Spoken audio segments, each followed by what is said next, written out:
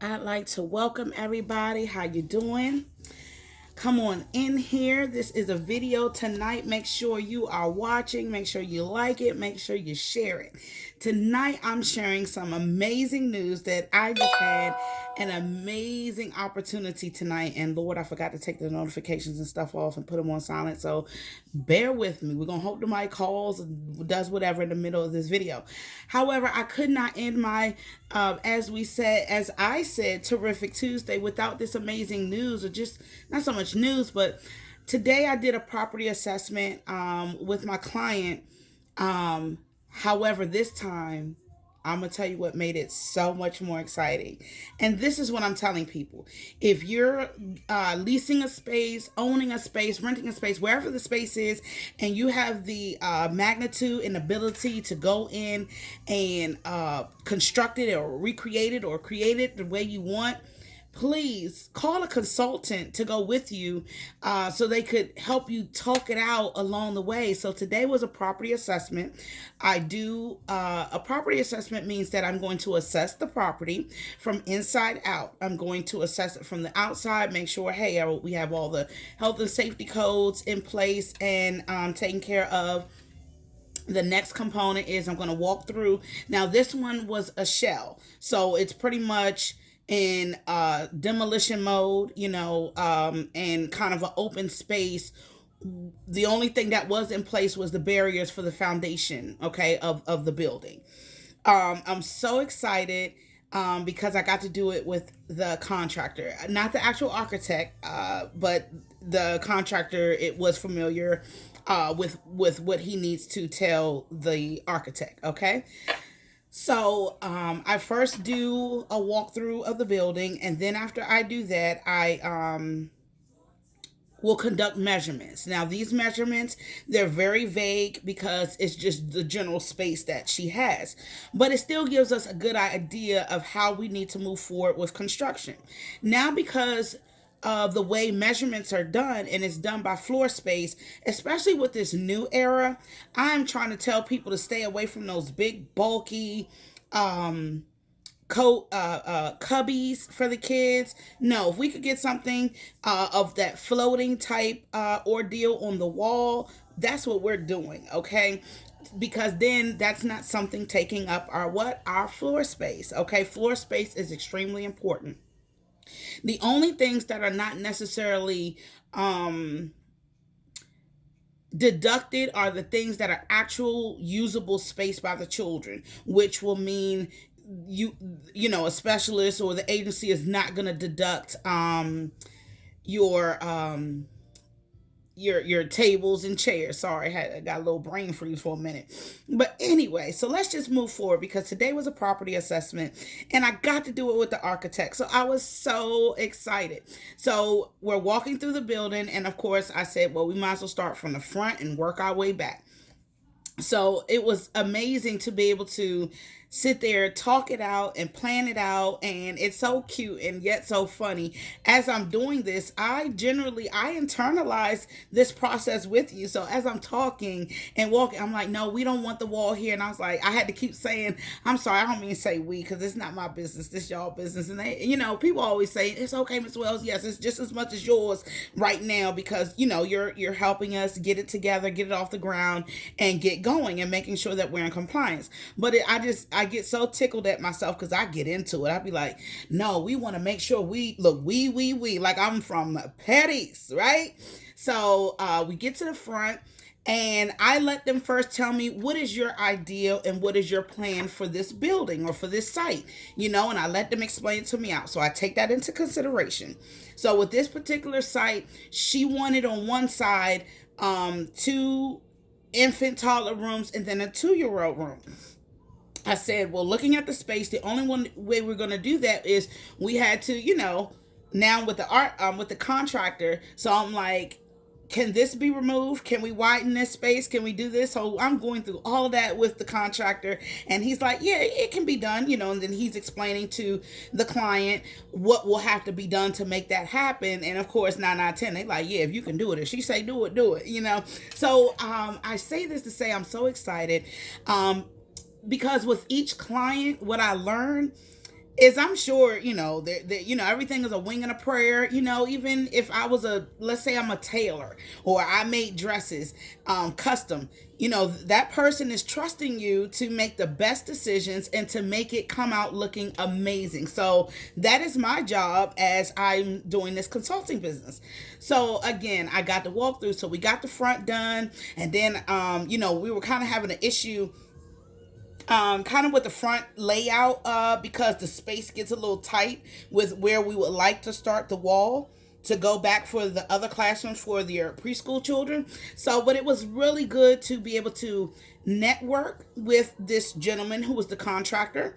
It was actually even more just fun going through the motions with the contractor, with the client, and just, again, what I'm doing is taking their vision and what they want to have done, and I'm helping bring it to life.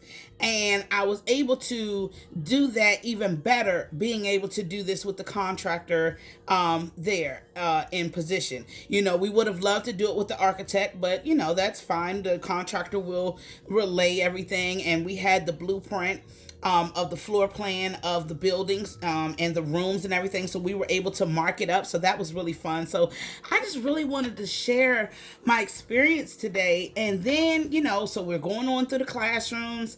Then, we get through the classrooms, and then we spent a good amount of time on the bathroom situation. And I had to stop them and say, because they, everybody kept saying, well, why this? Why that? What about this? What about this? I had to stop them and say, hey, in regulation, the bathrooms are very important and very intricate. One, you have to have a certain amount of toilets per child. So, here it's like a 1 to 15. For every 15 children, you need a toilet. So that's going to be very important, when you're trying to look at capacity, so, you just gotta, it's very intricate. So as we got to the bathroom, the area to do the restroom is, it was a nice space, but to not take away from one of her classrooms where she wanted to house the 2-year-olds, I said, okay, well, can we kind of make an insert and a drop? So it was so fun to just talk it out. So I said, can we make an insert and a drop to kind of, give them a bathroom in their own classroom, but instead of taking away from the classroom space, because the wall where the 2-year-olds were going to be sits on the other side of where the restrooms will be, like the majority of them. So I said, well, let's just, cut out a little space, give them a little space. Here's the thing. You do have to designate a toilet. You do have to designate a toilet for the 2-year-olds in particular, because of what? Potty training. So that was very intricate and very important. So he was like, yeah, based on, once again, once I showed the contractor the vision, he was like, yeah, we could probably make that happen. So I was like really excited about that, because what the main thing is, I didn't want to have to take away from my client's space within the classroom itself, because the space was already kind of tight. Like, it's a nice space, but she has the length and not the width. So we need all our floor space. Okay. So if you're just joining, once again, I'm Miss Wells with Guidinglight Childcare Consultant, and I just wanted to jump on here to share my experience today with one of my clients where I did a property assessment, and it was very intricate and it was very fun because I got to do it with the contractor there and my client. So I was able to talk it out with them. We were able to, just piece it by piece from room to room to room. We only had one minor hiccup, but he said 9 out of 10 it can be done. It's just a little further, meaning where she wanted the infants and toddlers, we all know they got to have a water source. So 2 of the rooms were fine, okay? But one of the rooms was a little bit further away, so, he was like, I'm not sure, but I'm sure he could do it. So that was our only biggest challenge.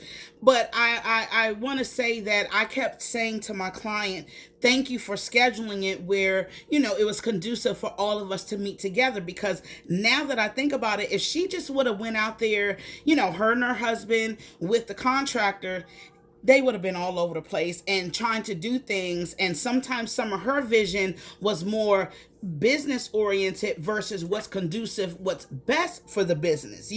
Sometimes, the reality is, we all know in this childcare game, your financial gain is based on how many children you could house. Okay. And that's all fine and dandy. If you can get it, great. But I tell people, we can't take up every inch of a building or a space, because you definitely want to leave room for, I said, you don't have any storage space.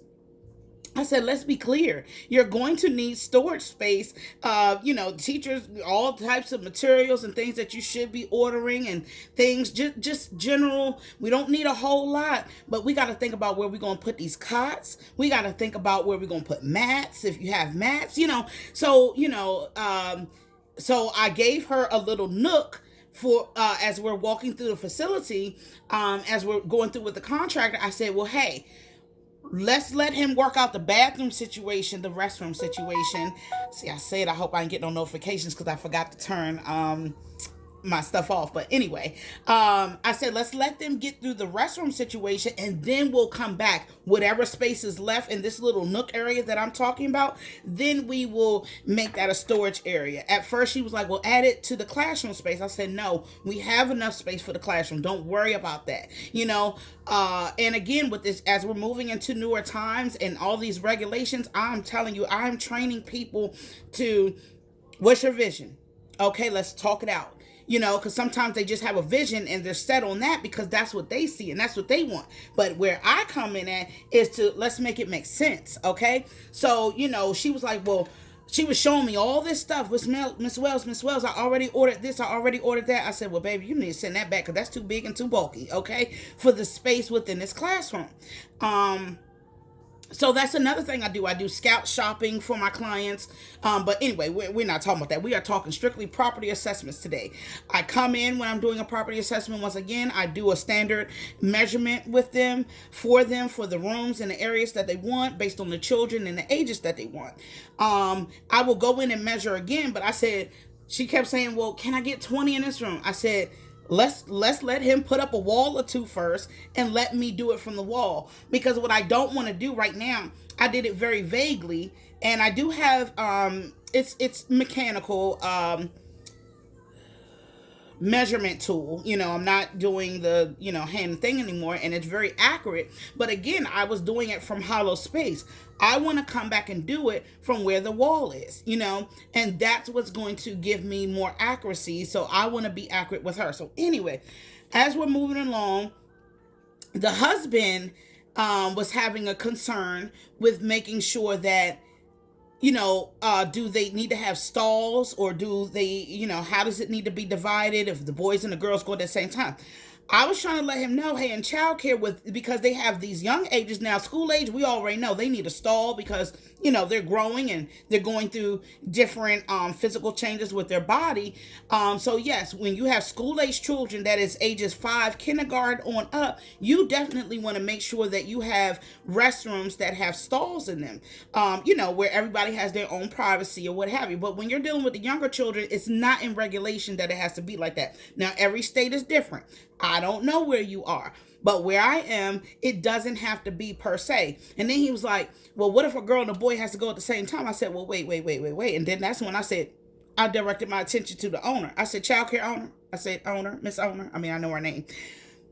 But I said, I hope you have in place, first of all, where the bathrooms are located. These children should not and will not be able to just freely go to the restroom. They will have to always be going to the bathroom with a staff member. So there's your supervision right there. So, it becomes a supervision issue when you start talking about this and this and that. So as we're going through the things and she's showing me, well, Miss Wells, what about this? And it was something that could be built that's going to be like a little stall and a half wall so you can see over it or what have you, as if you're an adult, not a child. And I said, well, if that's what you want, perfect. Then that's what you do. I was even telling him, it didn't have to be that extravagant, but your presentation, don't get me wrong, is everything. Okay, let's check that again. Everything, presentation. So with that being said, he was able to find, and they were so cute. He found some They were green. I said, of course, get whatever color you want, but they were some dinosaur dividers with a little door, and then so two dinosaurs on each side of the toilet, and then with a little door in the front. I said, that's perfect. I said, if that is what you're concerned. And then, they kept wanting to learn about space. And I said, well, hey, let's go back to our 2-year-old room. The 2-year-old room where we're going to take from the restroom space, it's very small. I mean, it's enough for, well, the idea for that space, we wanted to get two child-sized toilets and, two sinks in there, or at least one sink, But I said, worst case scenario, if you cannot, it's okay. We are going to move forward with one toilet and the one sink, and the space that they had for it, all they needed was a third of that space for the 2-year-olds. Again, 2-year-olds have to have that continuous observation, and they're potty training, so that's why you have to designate an area that is just for them to do these things, for the teachers to be able to adequately do these things. So I just want to get on here and just talk a little bit about some of the things that I do with the property assessment. But tonight, it was so much fun because I got to do it with the contractor there, and we got to, I'm always saying vision, vision, vision. It is about the person's vision who's getting ready to be the owner of that building and start a childcare business. I definitely want their vision. But when I'm speaking to them, and once they tell me their vision, I'm either going to give you a yay or nay. And if I give you a nay, I'm going to give you the opposition of how it should be done at the least. How it should be done is very important, because what I'm telling them is strictly, the regulatory components. I want to make sure you're meeting those minimum standards at the least. I want you to make sure you're meeting the standards for the correct regulations for the age of these children, and for the room size, and what's going on, and what's expected, and what's needed. So needless to say, it was really fun doing this tonight with my clients. So that's something, again, I'm just going to let you guys know that, yes, Guidinglight Childcare Consulting, we come out and we do property assessments. That is one of my biggest services, because, sometimes if they don't know the direction they're going, they will hire me to come in and do a property assessment for them. When I do a property assessment, once again, I'm coming in, I'm assessing the building from the outside in first. Okay, I got to tell you what's going on the outside. I got to let you know now on the inside what needs to happen. And with that being said, I always listen to their opinions. I always listen, not so much opinions, but I listen to their vision and what they want for their center. And I'm trying to work it with them. So I'm working with them to do the best I can to make sure that what they want happens. And what I will say is, I do have a lot to say, because, again, a person just generally trying to start a childcare that's never done it before, they just know what they want, okay? Now, with that being said, it was fun doing this, and when I left, from the contractor to the lady's husband to the client herself, they both said, Miss Wells, we thank you for your ideas. And that's what it's about. I give them different perspectives to look at things. Okay, you said you wanted this.